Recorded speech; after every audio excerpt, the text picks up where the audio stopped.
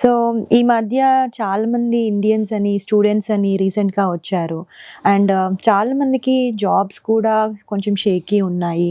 అలా ఎవరన్నా మిమ్మల్ని అప్రోచ్ అయ్యారా ఏంటి, వాళ్ళకి మీరు ఇచ్చే సజెషన్ ఏంటి? చాలా మంది అప్రోచ్ అవుతుంటారు because there visas are expiring and all.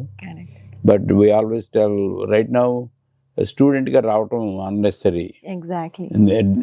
అది నువ్వు డబ్బులు ఉంటే పర్వాలేదు, they borrow money, they sell the assets and entire risk తీసుకోవాల్సినంత అవసరం లేదు. Correct. You need to get job there itself, gain the knowledge and then come correct and try 2-3 months. It doesn't work out, you have to go back.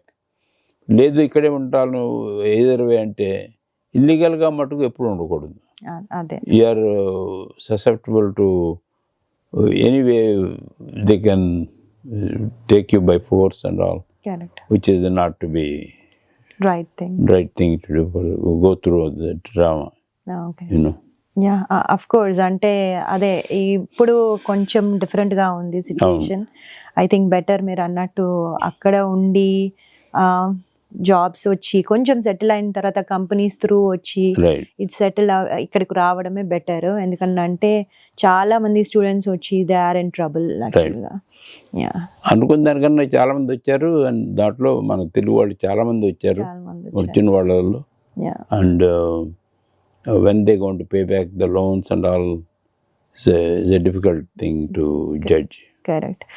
Difficult thing to judge as well as ఇక్కడికి వచ్చి వాళ్ళకి ఏం అర్థం అవ్వట్లేదు, part time దొరకట్లేదు వాళ్ళకి. And వాళ్ళు almost అప్పుల పాలయ్యారు ఇండియాలో. And how they are managing food related ఇవన్నీ ప్రాబ్లమాటిక్ అయింది. Hardship, they're going through hardship. Yeah. But ఇవన్నీ న్యాచురల్ పేరెంట్స్గా బ్యాక్ హోమ్ తెలీదు కదా, కొన్ని తెలిసి కొన్ని తెలియవు పాపం లేదా.